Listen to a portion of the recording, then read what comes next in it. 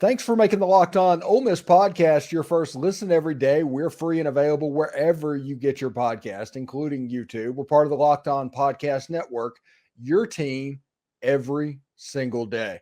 I'm Stephen Willis, and this is an extra edition of the Locked On Ole Miss podcast, and I'm joined by Daylan Flowers, who was in Yulman Stadium, which maybe the corona layer of the sun was warmer. Jalen, how hot was it down there, man? Man, it was pretty beaming in New Orleans this weekend, man. And honestly, it was very hot, but it wasn't. It hasn't been as hot as I would say maybe sometimes last year in Oxford. I would say last year, especially the first couple of games of the season in Oxford, it was a lot worse. Now I will say, like in terms of like field artificial ways that the grass, I maybe think Tulane had used like some artificial turf over the weekend, so that may have made things hotter on the players in terms of their feet being hot on the field. But it was hot, but it wasn't too hot as it's been in the past in Oxford, man. How was the game? What sticks out about the game this weekend? Man, Steven, there was so much to talk about, and there was so many interactions I had with players and coaches. And one thing I want to say before I get started, man, is my prayers and loves are with Matt Corral. We don't know, of course, too much is going on. I don't think it's our business at this moment, but my love and prayers are with him, and I just wish the best and hope the best for him and his family right now. But Stephen, it was a fun time, man. It was so many Rebel fans down there this weekend. It was so exciting to get down there. I mean, half of the stadium was probably filled with red, and that was exciting for myself and for the coaching staff and the players as well. I want to get started and just a shout out to Caden Davis, man. I think he was absolutely phenomenal. And it's weird because we had a lot of special team problems, whether it was punting or stopping Tulane from getting up the field with their special teams. But Caden before the game, and I think some reports have come out about this, but he was bombing every single kick he took in the pregame. I watched him. He took about 17 to 18 kicks, and he made every one, and they were at least from 40 yards or deeper. And so when he got up there, I had fans questioning me around him. When Lane let that time go down at the end of that possession and didn't want to punt, and he sent the kick team out there. A lot of people were out there like, "What's happening? What are we doing? What is this situation like right now?" And I told everyone, "Just trust Kate. Just trust him right now." And he went out there and he kicked that, and it went straight through and had a lot of distance. Man, everyone got hyped, and I just told you guys, you got to believe in him, man. He got put out there in that situation for a reason, and man, did he execute it pretty well. Dude has an absolute cannon for a leg. He does, yeah. Yeah. And I think not only does that build confidence for himself, but that builds confidence in our coaching staff and in Lane Kiffin and saying, in a situation where we may not be able to have time to get upfield and score seven, we know we have a kicker and they can go out there and put up three as we get into the 40 or the 45-yard line. So that gives us a lot of confidence, and it gives us a lot of relaxation in terms of maybe the clock's going down before halftime. We need some points going into half to build some momentum. We know that we have a guy that can get the ball into the uprights. Yeah, in the press conference today, somebody asked Caden about that, and he said he made the longest field goal he had made. He had made a 76-yarder Mm-hmm. at Texas A&M, and he said it was wind aided by like 15 or 20-mile-an-hour wind. But don't forget, Lane Kiffin is the coach that sent Sebastian Janikowski out for like a 73-yard field goal in the NFL. Uh-huh. Yeah. Um, I quickly want to talk about the defense and the offense. I don't want to take up too much time on that, but man, P did his thing this weekend. I know he gave up 17 in the first half, but 3 points in the second half is absolutely phenomenal. That front line looked really well. Jared Ivey played his butt off this weekend. Cedric Johnson looked really well. Xavier Harris looked really well too, getting up and pushing up some blitz pressure on the quarterback. They look really well, man. They were full of confidence and energy. And also shout out to DeAndre Prince, man. Had a very, very big interception after we turned the ball over ourselves.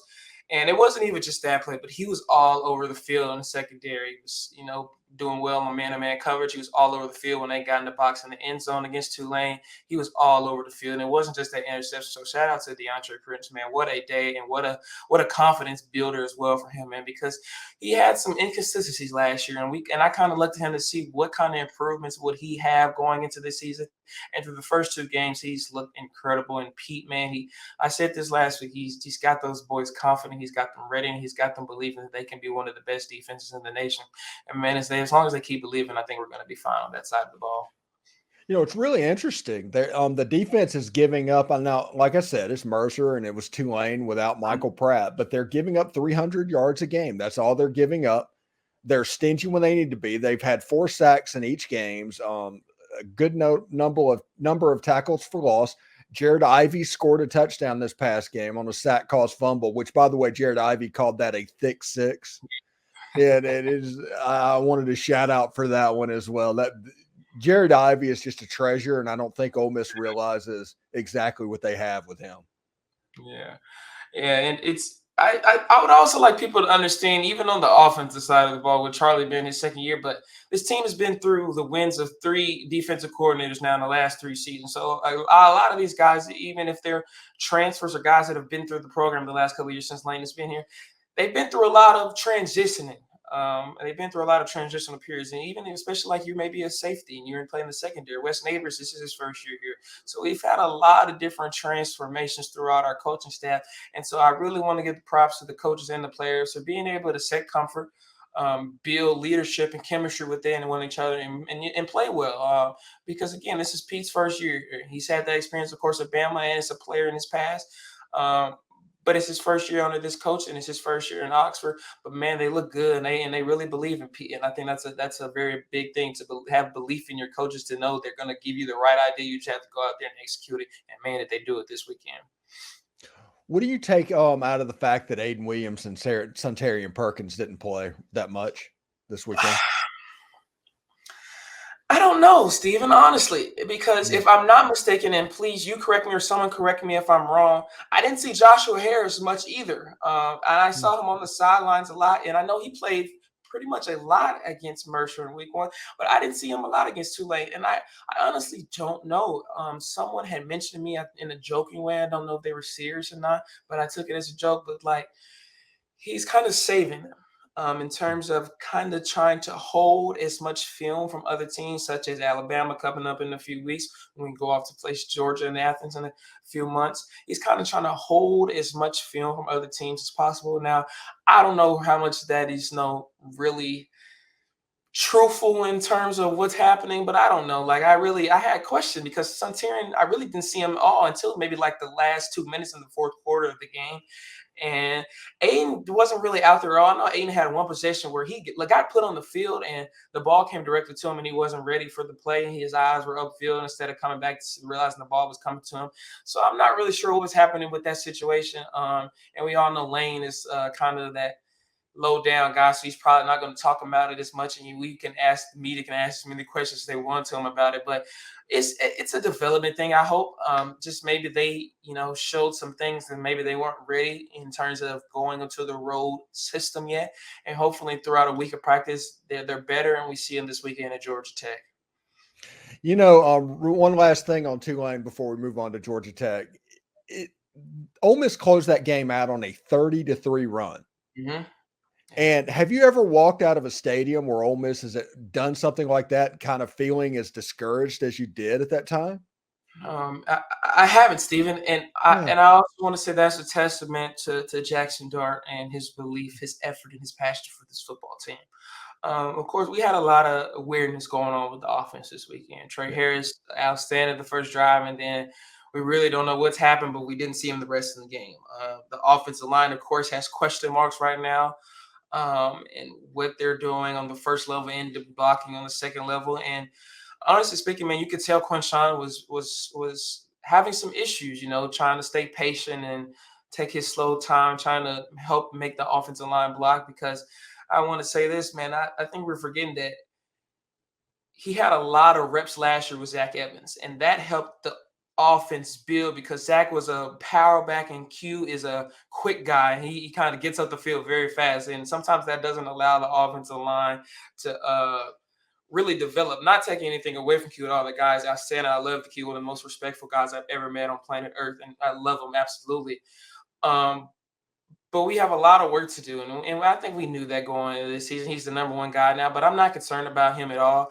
I think some things that we talked about coming into the season, how much he improved as a receiver as well, and he looked really good going outside in the receiver position, caught some very huge balls at the end of the game that helped us put us in position to put some points up at the end of the game. So I'm not concerned. But Jaxson Dart, going back to him, man, I've said this from the get-go. I believe in this kid. And I think as fans, no matter what's going on with, of course, Walker Howard and Spencer Sanders now being here, we have to support who Lane puts out there, because at the end of the day, he's doing what he thinks is best to win football games for this team. And at the end of the day, he's going to make mistakes, and he did. He made a couple of mistakes, and he panicked at times. But I kept telling people at the game this weekend, we have a lot of ball to play. We have 4 quarters of the game. It's not just a 1-quarter thing. It's not a first half thing. And they regrouped, they kept belief, and they finished the game. I don't know if we could have done that last year. I don't, remember that I rewatched that LSU game last year so many times. And just coming out after halftime, I just didn't see the same team. I didn't see the same belief that we had in the first half against prior to that LSU game. I didn't see the same belief during that Alabama game where they went and scored late and we came back and didn't finish. And I just felt like a lot of belief had went out the window after that Bama game last year. Now we're seeing the mental of Jaxson Dart. It's not the physical at this point. We knew that he had a lot of tools as a quarterback, but we thought what he was lacking is a guy that was very young, didn't have much experience before coming here in the collegiate level. Now we saw him grow. And I thought this weekend, man, he balled and he showed that he has a lot of heart and toughness.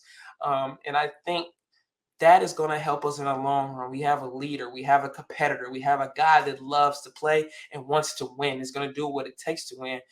And I want to give a shout out to him, man. I just hope that he knows that we're believing him. At least I am. And I know you are, man, that we love him, and we just hope the best for him. We want the best for him. And he did what was necessary this weekend. We have a lot to work on, but he did what was necessary, man. We didn't want to lose, and we won the game, and that's what mattered. And I think he set us up to do better things. Michael Trigg, I just want to say this, wasn't really targeted at all other than that touchdown pass he had. And I think that builds a lot of his confidence up too, because he's been through so much just his past season with us and now. And I think we need him to develop. And so that was really big for Dart and Trigg this weekend. And I think we just have a lot of development to do. But I also want to say one quick thing. We have a lot of guys missing still, Stephen. And you've talked about this, and I hope people understand this, man. Caden Prescorn, whether we can see him as a really good threat as a tight end in the field, as a receiver, or as just a blocker. I know we lost that in Casey Kelly last year, who may not have been the elite tight end in terms of catching the ball and getting upfield or catching a lot of touchdowns, but Casey Kelly really helped develop our run blocking game last year. And now with that missing target, because Michael Trigg really isn't much of a blocker in terms of being on the line as a blocker. But I think Caden Prescorn will help out a lot. Hopefully we get him back as soon as possible, and that will help soothing things out within the offensive line and the blocking for the run and the passer. And Zachary Franklin, of course, we still know that he hasn't even practiced. So those are 2 big threats on the offensive side of the ball that we don't have yet. And of course, Trey Harris got out within the injury within the game. So those are 3 big threats that we don't have right now. And hopefully we get Trey back this weekend. Of course, the other 2 guys as quickly as possible. We don't want to rush them either, but we want them back. But man, I hear so many people saying that Tulane had Michael Pratt and instead of Kai Horton out there, it would have been a completely different ball game. And trust me, I understand. Kai Horton played as good as he possibly could. But I just don't agree with that, man, because we have a lot of guys that we're missing right now, too. So it could have been a completely different ball game for us, too, if we had all our guys healthy out there. A one-legged Michael Pratt would not have made a difference in that football game. In fact, they would have probably blitzed him more because of his lack of mobility.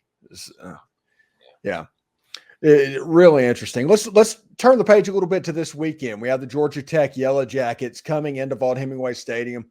We had over 60,000 people for Mercer. I'm expecting a sellout for this game. Hey, Daylan, you might know this, but Ole Miss is the reason Georgia Tech is not in the SEC today. Ole Miss is the reason, because way back in the 1940s and 1950s, Bobby Dodd refused to come to Mississippi and play Johnny Vaught because, honestly, it was just hard to get to Starkville and Oxford back then. But he did the thing where he did the Steve Spurrier type thing and did the rubber chicken thing and made a joke out of it. And that started a grudge that Ole Miss held towards Georgia Tech. And after Georgia Tech threw their temper tantrum in the 60s and left the SEC and went independent, they tried like heck to get back into the conference and even had like a letter of recommendation from Bear Bryant and Vince Dooley and all these legends to get back in. But Ole Miss and State would not agree to it. So Georgia Tech's in the ACC, not in the SEC because of Ole Miss. Georgia Tech finally coming to Ole Miss That's kind of a story, in my opinion. I didn't know that actually. That's quite interesting because I think that kind of develops a rivalry. And that develops not really just a terms of a regular football game, but a big time feel for the players. Because I don't, if you know this or not, or if you kind of picked up on this weekend, there was a lot of heat between Tulane and us this weekend. Lane got into it. Some of the players with Tulane kind of approached Lane before the game, and he yapped at him, and there was a lot of just really a lot of heat and a lot of intensity throughout this weekend. So I think that kind of helps boost us as well too. I think a lot of those guys got that SEC feeling this weekend. I know Lane had talked about early in the pressure before the game against Tulane that this was not an evaluation game. This is a team that just won the Cotton Bowl, a team that it can play really well. It's a top 25 team before this weekend. So I think that sense and what you just said is really big for us because a lot of things can come out of what we have this season. And I think playing a Georgia Tech team right now, and I want to say this too, Stephen, this is not the same Georgia Tech team that we blew out last year. I think this team is a lot more hungrier. They are a lot more focused, and they've grown with more experience this weekend too. And so I'm not just expecting us to go over and beat Georgia Tech like we do. Not saying I don't expect us to win. I completely do. But I think that Georgia Tech is going to give us a lot more run for our money than we saw last year. Yeah, I just put up the betting line, and I think Ole Miss is a 20.5-point favorite at the moment.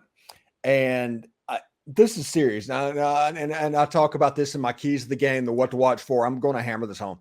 Beat Georgia Tech by 1 point. I am not playing the line game in this one because, in my opinion, this is the biggest trap game that Ole Miss has played in recent memory between going on the road to a ranked Tulane, this huge game with Alabama that is coming up in a few days.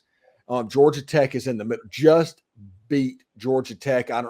No style points needed in this situation. I just want the W. So the Alabama game, we can build that up to the level that it needs to be. Absolutely. I couldn't agree with you more. I want to see the development of Dayton Wade and Jordan Watkins. They had a phenomenal weekend as well, and I want to see how they continue to do in roles that they've kind of excelled in so far throughout the season. But like I just said, this isn't a pushover game, man. This is a big game for us this weekend. I think Georgia Tech is coming in kind of hungry off the way we beat them in their home last year, and now they're coming in saying, what can we do to expose you guys in your home?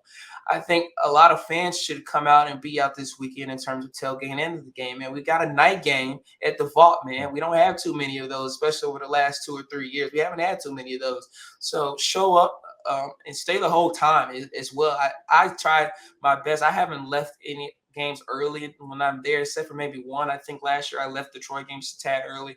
But other than that, I stayed the whole time. And I think Lane and the players really do appreciate that. They know they have a sense of belief and urgency and love from fans when they know that they're there from the beginning and they're there to the end. So I think if you guys can stay as long as you possibly can, we would appreciate it too, because that gives the players and coaches a lot of belief and a lot of hunger as well. Yeah, and props to the student section as well, by the way. Coming out that first game against Mercer, they stayed, they were loud. I mean, granted, once it got out of hand, they went and did Grove stuff, but the students kind of showed out. And I guess the students would say the old heads were the leaving early problem in the Mercer game, not the students themselves. So that's congratulations. They did a really good job. So Daylan, what do you think? Not necessarily. What do you think? How do you think this game is going to go? Give me an early prediction on this Ole Miss Georgia Tech game. This may sound weird, but I think it's going to start how the past 2 games will start. I think we're going to come out firing on the first possession. And then I think our defense, I said this to someone at the Tulane game after the first defensive drive. It's like Pete kind of is testing the waters on the first drive. I don't know if that makes sense, but that big drive that Mercer had on that run play in the first game of play, and they scored for a touchdown, and then Tulane came down and scored in the first play. I feel like Pete is trying to, test to see what the offense of the other team is coming out. So I expect the offense to be flying on the first drive. And then I also expect us to develop more. This is what I tend to hope to see in practice in the game this weekend. Is what can Lane Kiffin and Charlie Wise do with our running backs? It's not just Quinn Sean. It's Ulysses Bentley, and I think he can be a X factor for our offense too. What can he do as a running back that can take time off from Keonshawn, that he can get some breaths on the sideline and allow our offense to keep moving? What can our offensive line do on the first and the second level to keep our quarterback and our running backs protected? I'm not saying this is football, guys. I'm not saying that, we're going to get, 10 yards every rush. You're going to not get one sack and our quarterback's not going to get hit at all game. No, that's football. I completely understand that. But it didn't seem like we had a lot of chemistry and a lot of belief between those guys up on the line this past weekend. And that's kind of the pushing point for me. We need that. In terms of whether it's you guys on the field together or outside of football at all, that is what makes a team just be the standard from good into elite. I think they just have to develop a sense of trust because we have guys that can play. We have a lot of good talent on the offensive line. Don't get me wrong from that. And we have a really good coach at John Garrison on the offensive line. So don't get me wrong. We have a lot of good guys. I just think it needs a little bit more development, a lot of chemistry. So if I think we can continue to grow, not take things fast, we have to understand that a lot of these guys are also still learning a new system. Again, a new offensive line coach is coming in and bringing a whole new scheme.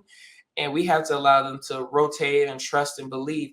But I think that's also we have to learn that they need to also try to progress as much as possible every single day and not take moments for granted in practice, watching film, or even outside of football. Like I said, just take time to learn because at the end of the day, man, a football team can't operate on the offensive side ball without a good offensive line.